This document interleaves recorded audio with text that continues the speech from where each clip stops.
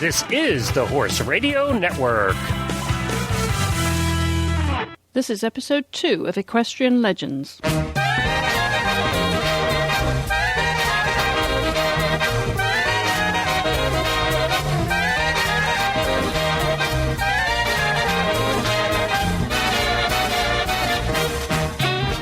Hello, I'm Chris Stafford, and my guest this week is Major General Jonathan R. Jack Burton.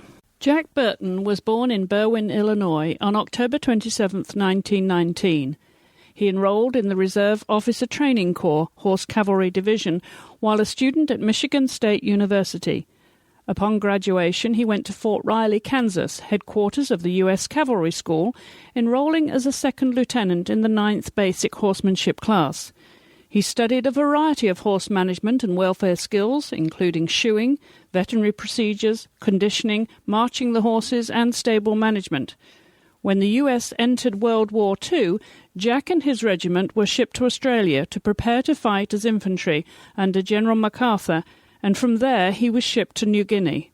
At the close of the war, Jack headed back to Fort Riley to teach advanced horsemanship. Between 1912 and 1948, the U.S. Army team was also the U.S. Olympic team, and so in 1950, Jack led the effort to form the United States Equestrian team after the cavalry was phased out. For the 1948 London Olympic Games, Jack was selected for both the show jumping and three-day event teams, but eventually served as reserve. In the 1956 Stockholm Olympic Games, he competed on the three-day event team. He was the United States three-day eventing champion in 1947, and in the same year became the individual military champion in show jumping at the National Horse Show. After 33 years in the U.S. Army, Jack retired as a Major General in 1975.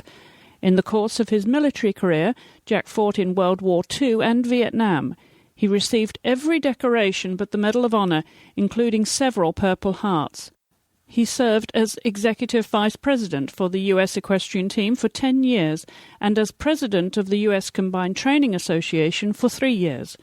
In 1953, Jack helped organize the first continuous horse trials in the U.S. and had the honor of writing the first rule book for combined training. Denny Emerson referred to Jack as Johnny Appleseed of the early years of eventing, for wherever he was stationed, a new event would spring up. Jack was one of the first district commissioners at the Difficult Run Pony Club, which was organized originally as the Reston Pony Club. Together with his friends Jack Frist and Colonel Thackeray, Jack was instrumental in establishing the North America Junior and Young Rider Championships.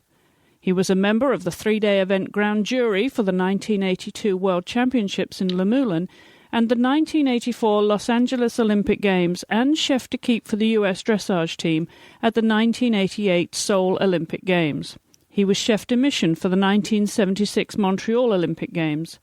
And most recently, he was vice president of the Jury of Appeals at the 1996 Atlanta Olympic Games.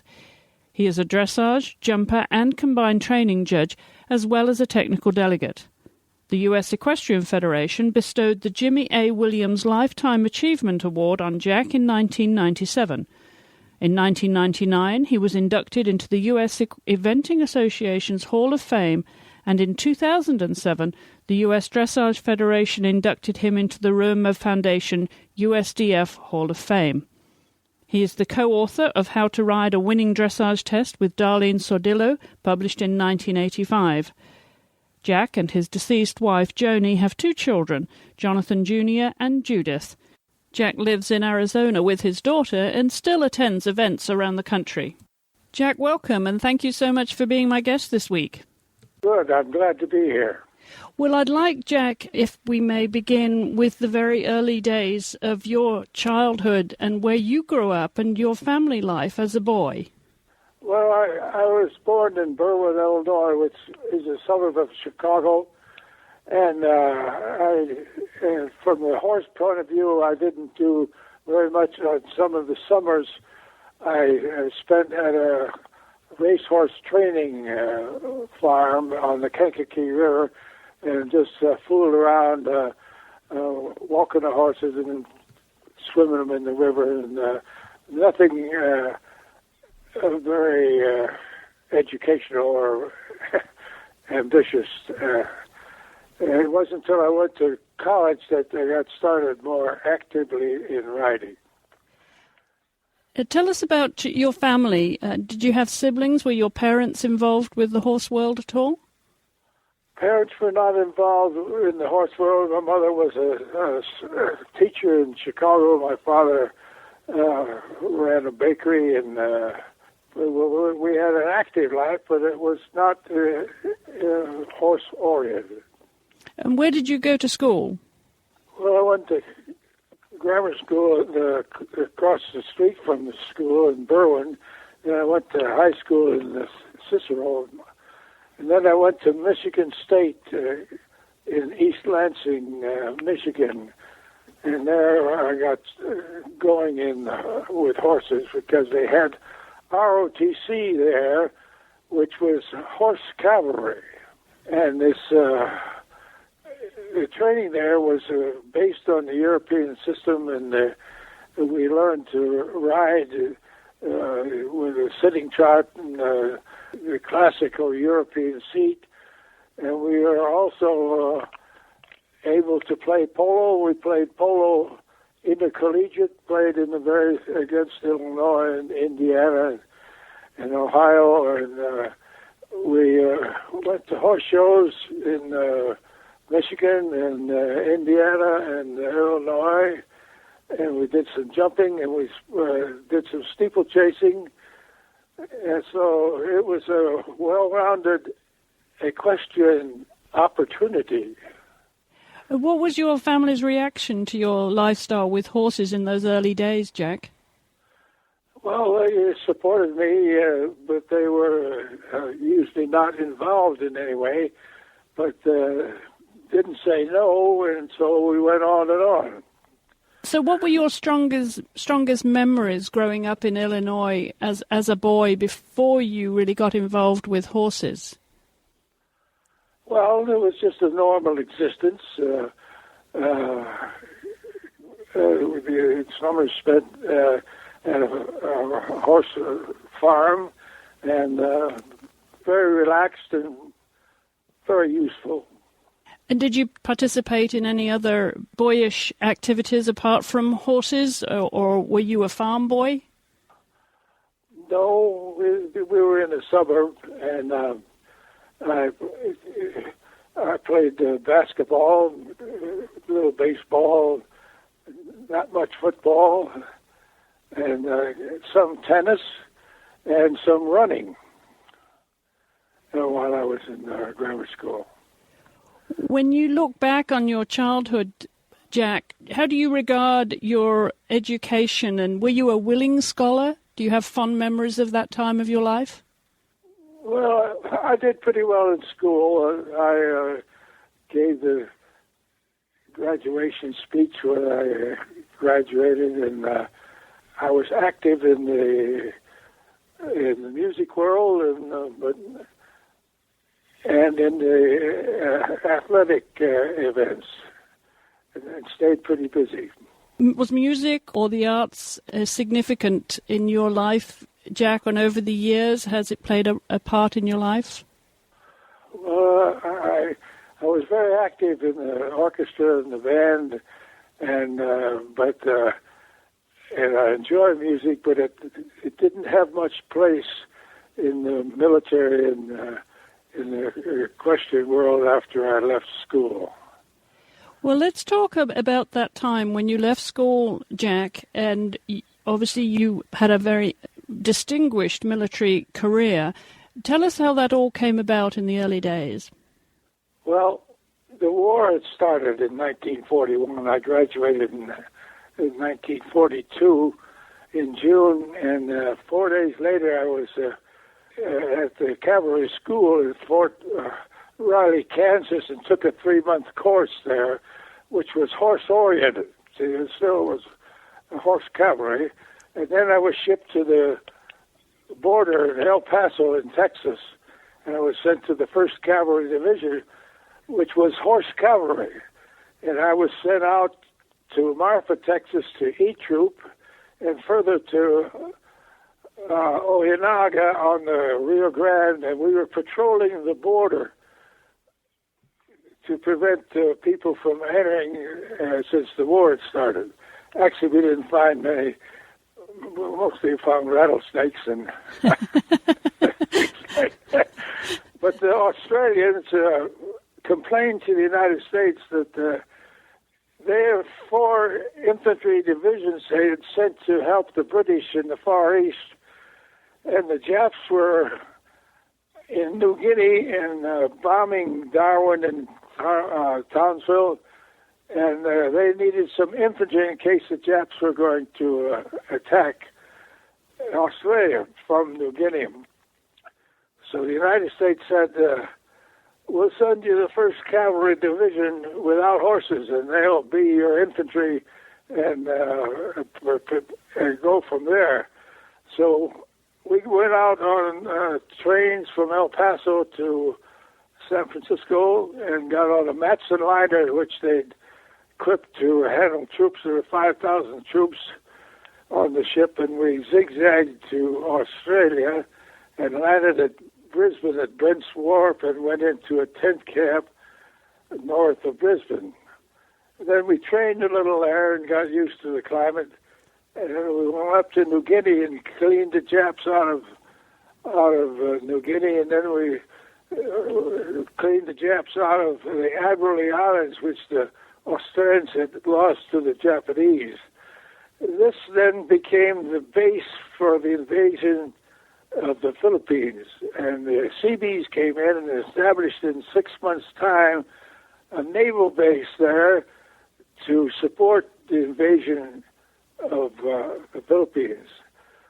4 divisions invaded the Philippines, and we were on the right flank, and we landed in took the capital, Tacloban, on the first island. The first island we invaded was Leyte, and the capital was Tacloban. And we took the capital, and then they moved us up to the main island, and we took the capital there, Manila. Then we were practicing amphibious maneuvers to invade Japan when they landed the atomic bomb. So we went up and occupied Tokyo, and things settled down, and I had enough points to go back to the States, and so I went back to Fort Riley, and they were reforming the Army Equestrian team to provide a team to go to the 48 Olympic Games.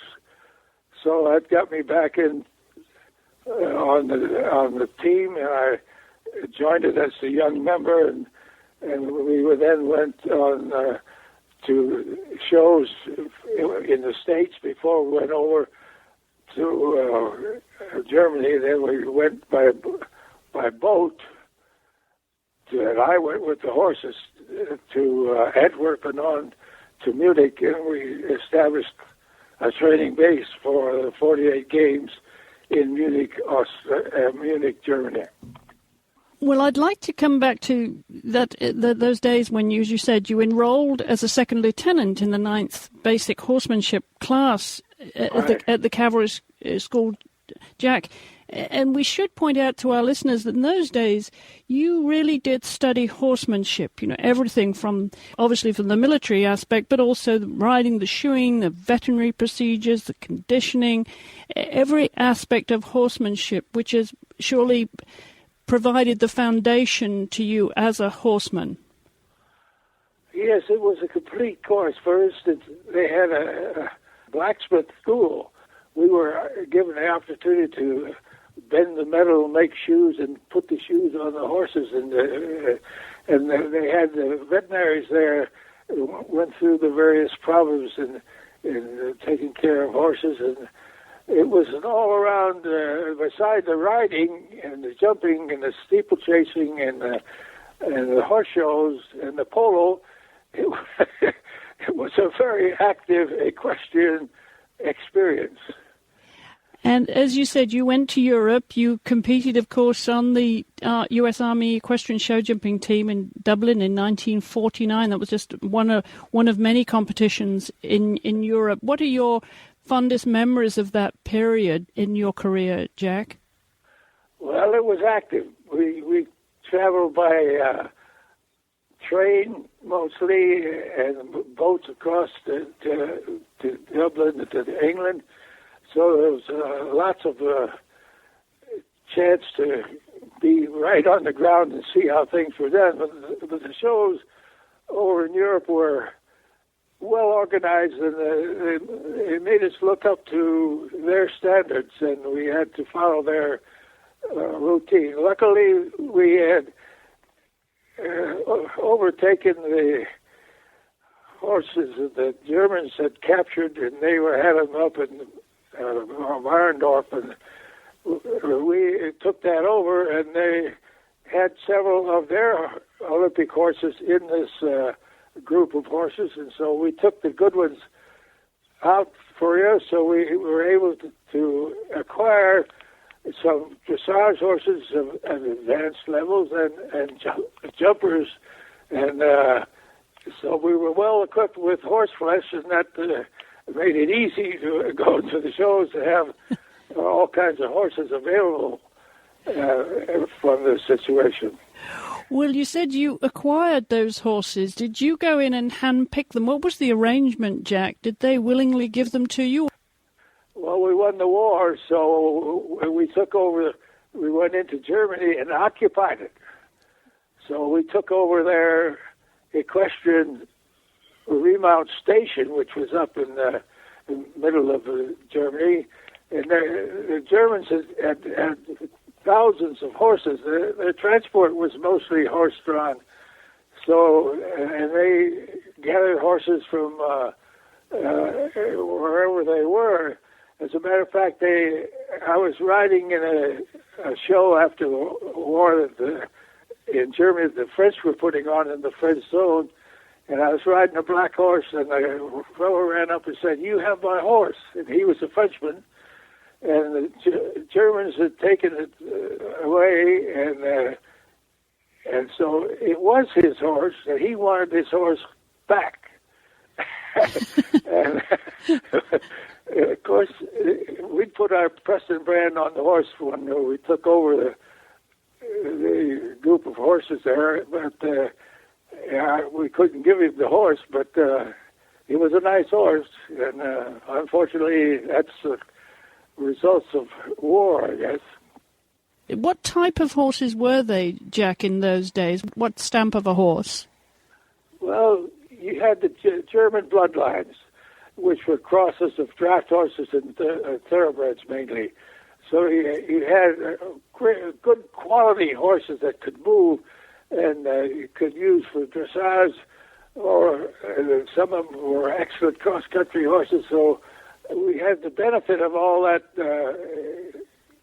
particular breeding situation that the Germans had run, and it was to our advantage to use these good horses. Who was your inspiration? Who were your teachers and mentors as you were growing up, Jack, in terms of, developing your own principles as a young man and as a horseman? Well, at college we had cavalry officers did the equestrian training, and they were excellent. And then I was on the team in Fuddy Wing, Franklin Wing, one of their Olympic riders, and Earl Thompson and Simrowski, and those were the team members that formed before the war, and then after the war, when it reconstituted, and of course when it came under their tutelage. And so when you spent time in Europe, obviously you were competing there, and in 1950 the U.S. Equestrian team was formed after the cavalry was phased out. How did that process happen, Jack, when the cavalry dissolved after the war? Well, Eisenhower was president, and they said, we no longer have horses in the Army, so we went out of the horse cavalry business completely. And I did manage to take a load of good horses back by boat to Fort Riley that were to be used to help our equestrian team. But it just stopped, just like that. And so did you stop and think, well, what am I going to do with the rest of my life now after the war? Or was it an easy progression for you to begin your civilian equestrian career? Well, it was a new opportunity. We had to buy our own horses, and we had to train them, and we had to get together to go to the shows and things. So it was a struggle, and we did the best we could. What motivated you to do that, Jack? There must have been other opportunities after the war for a young man. What was it that drove you to establishing yourself obviously as a team member, but first of all as the horseman that you became?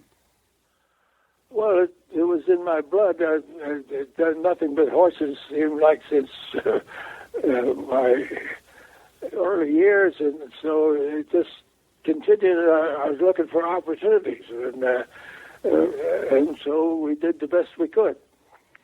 Well, opportunities you certainly had. You were, of course, on 2 Olympic teams, the 1948 London Olympic Games, where you were selected for both the show jumping and 3-day event teams, but rode, of course, in the show jumping team, and then went on to the next games, 1956, in fact, to Stockholm, where you again were on the 3-day team. What are your memories of the games, Jack? Because you have seen the development of equestrian sport, not just in this country, but around the world. And when you reflect on those times of those early Olympic Games and how you became a team member and what that really represented for you.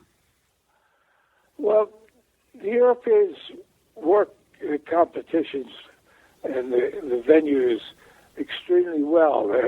They've done it for many centuries, seems like.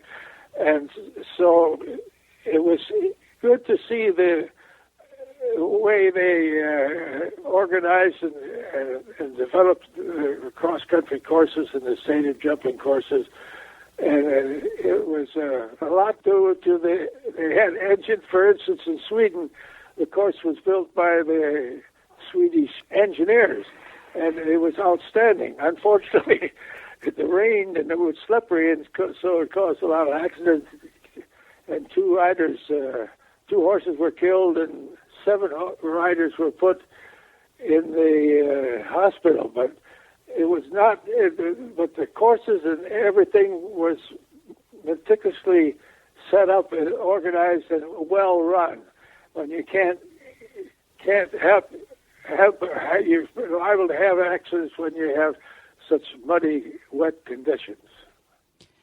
So you learnt to compete and train horses in all conditions in different countries, and brought that valuable experience back to the States and helped in the formation of the U.S. Equestrian Team, and of course went on to be an important official under the International Equestrian Federation and the U.S. Equestrian Federation as well. And having been a steward, I think you also involved with writing the first rule book for combined training, Jack. So those early days there was a lot of work involved in getting the sport to where it is today. Yeah, when you consider that there was no international competition except to the Army. The Olympic Games, the Army sent a team to the Games in dressage, 3-day, and jumping. And so there was no civilian basis at all in the United States. Whereas in Europe, there was a basis, and they had this system of events that they had for years, and so there is a steadiness on the European part, whereas ours had to grow from nothing to where it is now. And it was hard going in the early days to get enough riders and enough horses to compete. And of course, the Europeans were ahead of us, as they are now, because of their organization. Well, this obviously developed the character that you have so famous for and your dedication to the sport, Jack. How would you characterize the values that you developed from that and what your strengths and weaknesses are? Well, you got to have a goal. You got to decide what you're going to do and how much effort you're going to provide to develop it. So you got to take it step by step and get the training, get the facilities, get the horses, get the teams, and put them together and go from there. But in the early days, it was a strain to keep everything moving in the right direction. Well, Jack, I believe you had a very romantic start to your marriage with Joni. Tell us about that. All right. The Australians requested that the United States provide some infantry, since they had sent their 4 infantry divisions in 39 to help the British. And so they had no infantry, and the Japs were bombing Darwin and Townsville, and they thought that there was a possibility that they might invade, and they needed some infantry. The United States said, we'll send you the 1st Cavalry Division without horses. So we got on trains and went from El Paso to San Francisco and got on a Matson liner that had been equipped to handle troops and had bunks on the sides of the room. So we carried about 5,000 soldiers, and we zigzagged with no escort to Brisbane, to the harbor, Brisbane Harbor. And we went into a tent camp to the north of Brisbane. And then later on, we went on up into the Admiralties, and we helped chase the Japs out of the Admiralty Islands, and eventually were in the invasion of the Philippines and the Palladium. But about the 3rd day, I was there in camp in Brisbane. The colonel called me in and said, I need to send somebody to the chemical warfare school in Brisbane. So you're selected. So I volunteered, and away I went. I went down to Brisbane. The first night we went to Lennon Hotel, which was the main hotel where MacArthur was staying.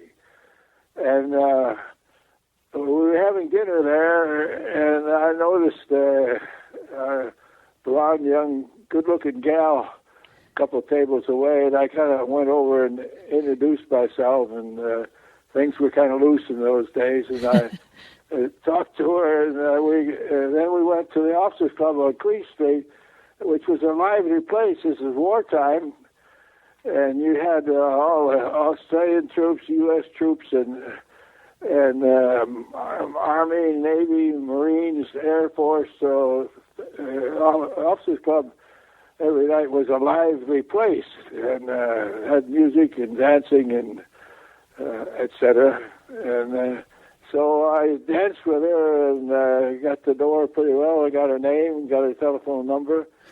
And then I called her, and I was a transport officer for the 7th Cavalry, so I could get a jeep, and I'd drive down to Brisbane and see her. She lived on the river there in a house with her parents, and the things went on from the initial engagements and blossomed on. So we went in the north to the Admiralties to retake that, and during it was 6 months while they were building a naval base there at the Admiralties that we did nothing. So I asked for leave, and I wanted the boats, the small boats that went back and forth to Australia from the Admiralties.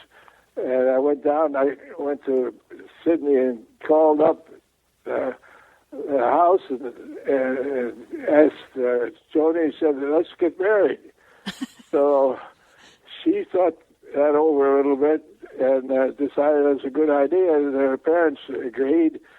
So we were married, and her parents were there in Brisbane, and that started our marriage. So how old were you at the time, and how long had you known each other before you got married, Jack? Well, I was born in 1919, and that was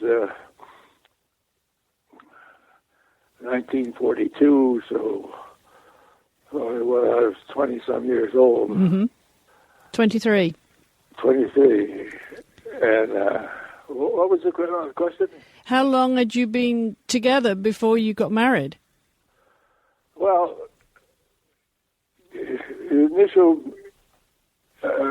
getting to know her was when we arrived in Brisbane, and it was quite active till we went up to New Guinea and the Admiralties, and then it was after we took the Admiralty Islands that we had a 6-month wait while they built a naval base there, and so that's when I got a chance to go on the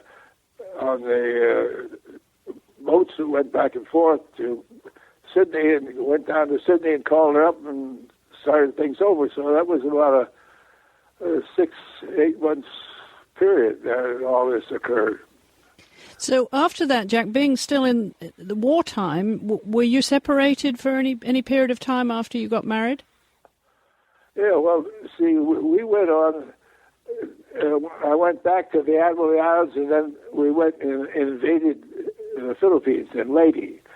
And then we went up and we took the capital, Tacloban, and then when they sent us up to the main island, and we took the capital, Manila, and we were practicing amphibious maneuvers to invade Japan.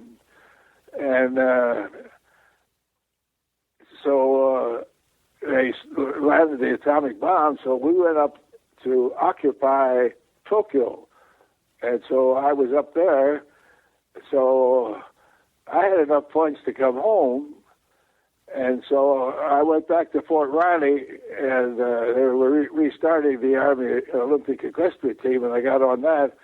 And meanwhile, all the Australian brides that had married Yanks, as they called them down there, were sent back up to San Francisco on a Matson liner, and she landed in San Francisco and then came to Fort Riley, and we started living together. So at what point did you start a family, Jack? And tell us about your children. Well, we have 2 children. We have a boy and a girl.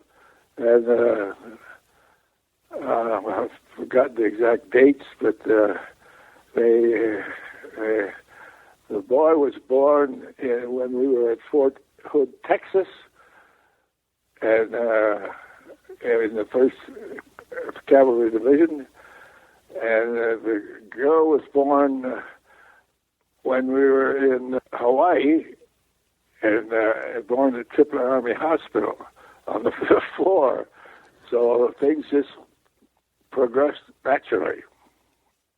Well, when you look back on your accomplishments, Jack, which of those are you most proud of?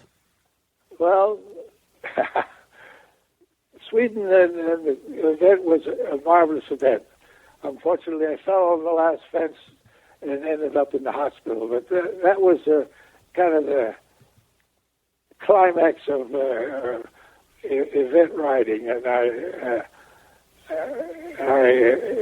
used it as a basis for going on from there.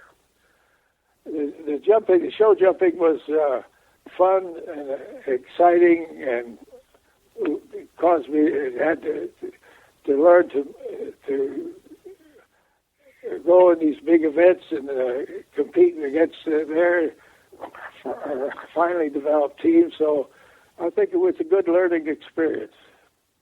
Have you had a life motto that has helped you through life and through your career, Jack?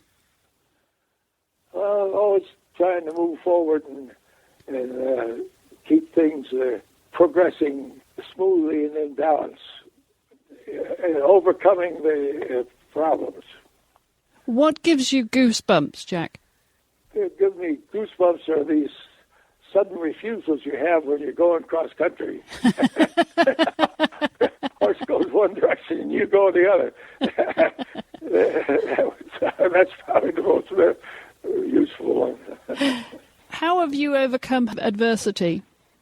Well, I keep the objective in mind and don't let the distractions overwhelm you.